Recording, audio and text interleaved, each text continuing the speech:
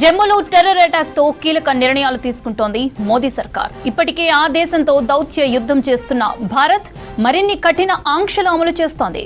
ఇందులో భాగంగా అన్ని రాష్ట్రాల ముఖ్యమంత్రులకు ఫోన్ చేశారు కేంద్ర హోంమంత్రి అమిత్ షా. పాక్ దేశస్తులను గుర్తించి వెంటనే పంపాలని ఆదేశించారు. ఇప్పటికే ఆ దేశస్తుల వీసాలు రద్దు చేసింది విదేశాంగ శాఖ. కేంద్రం ఆదేశాలతో పోలీసులు అలర్ట్ అయ్యారు. హైదరాబాద్ సహా రాష్ట్రంలోని పాకిస్తానీల వివరాలు సేకరిస్తోంది. సిటీలో 209 మంది పాకిస్తానీలు ఉన్నట్లు గుర్తించినట్లు తెలుస్తోంది. జమ్మూలో టెర్రర్ అటాక్ తో కీలక నిర్ణయాలు తీసుకుంటోంది మోదీ సర్కార్. ఇప్పటికే ఆ దేశంతో దౌత్య యుద్ధం చేస్తున్న భారత్ మరిన్ని కఠిన ఆంక్షలు అమలు చేస్తోంది. ఇందులో భాగంగా అన్ని రాష్ట్రాల ముఖ్యమంత్రులకు ఫోన్ చేశారు కేంద్ర హోంమంత్రి అమిత్ షా. పాక్ దేశస్తులను గుర్తించి వెంటనే పంపాలని ఆదేశించారు. ఇప్పటికే ఆ దేశస్తుల వీసాలు రద్దు చేసింది విదేశాంగ శాఖ. కేంద్రం ఆదేశాలతో పోలీసులు అలర్ట్ అయ్యారు. హైదరాబాద్ సహా రాష్ట్రంలోని పాకిస్తానీల వివరాలు సేకరిస్తోంది. సిటీలో 209 మంది పాకిస్తానీలు ఉన్నట్లు గుర్తించినట్లు తెలుస్తోంది. రైట్, దీనికి సంబంధించిన మరిన్ని డీటెయిల్స్ మదార్ అందిస్తారు. మదార్, రాష్ట్రాల సీఎంలకు అమిత్ షా ఫోన్ చేశారు కదా, ఈ కాల్ కి సంబంధించిన విశేషాలేంటి? అన్ని రాష్ట్రాల ముఖ్యమంత్రులతోటి కేంద్ర హోంశాఖ మంత్రి అమిత్ షా మాట్లాడారు.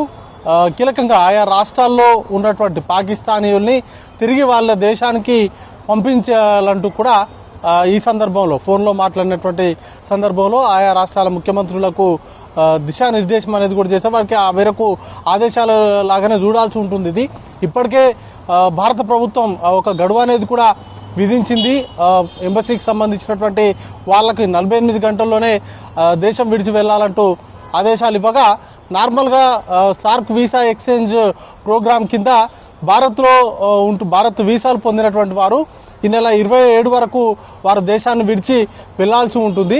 ఇక మెడికల్ వీసాల మీద వచ్చినటువంటి వారికి ఈ నెల 29 వరకు కూడా సమయం ఉంది. ఆలోపు వారందరూ కూడా వారి పాకిస్తాన్ దేశానికి వెళ్లేలాగా రాష్ట్ర ప్రభుత్వాలు కూడా వాటిపైన యాక్ట్ చేయాల్సి ఉంటుంది.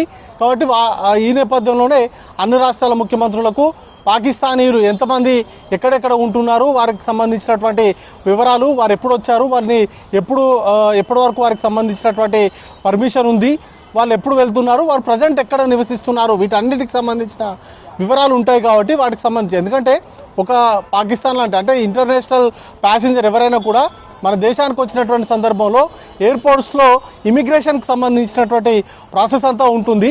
దాంట్లో వారు ఎక్కడి నుంచి వచ్చారు, ఎక్కడికి వెళ్తున్నారు, వారికి రావడానికి గల కారణాలు ఏంటి, వారు ఎక్కడ స్టే చేస్తారనేది పూర్తి వివరాలు అనేది కూడా వారి దగ్గర ఉంటుంది. కాబట్టి ఆ మేరకు ఆయా రాష్ట్రాల్లో ఉన్నటువంటి వారు మెడికల్ వీసాలతో వచ్చినటువంటి వారు కావచ్చు, లేకపోతే నార్మల్గా సార్క్ వీసా ఎక్స్చేంజ్ ప్రోగ్రాం ద్వారా దేశానికి వచ్చినటువంటి వారిని పంపించడం అనేది ప్రస్తుతం టార్గెట్గా ఉంది.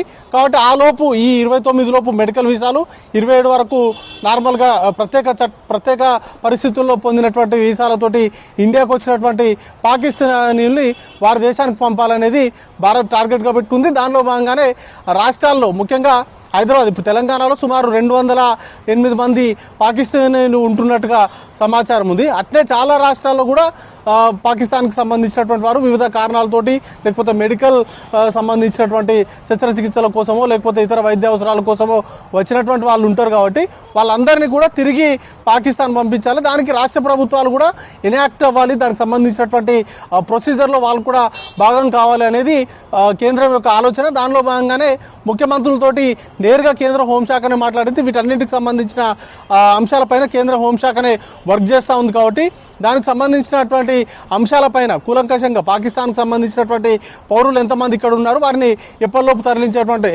వారికి ఇచ్చినటువంటి గడువులోపు తరలించాల్సిందిగా రాష్ట్రాలకు ఆదేశాలను అయితే కేంద్ర హోంశాఖ ఇచ్చింది. దానికి సంబంధించి రాష్ట్ర ప్రభుత్వాలు కూడా ఎనాక్ట్ చేయాల్సినటువంటి అవసరం ఉంటుంది. మౌనిత.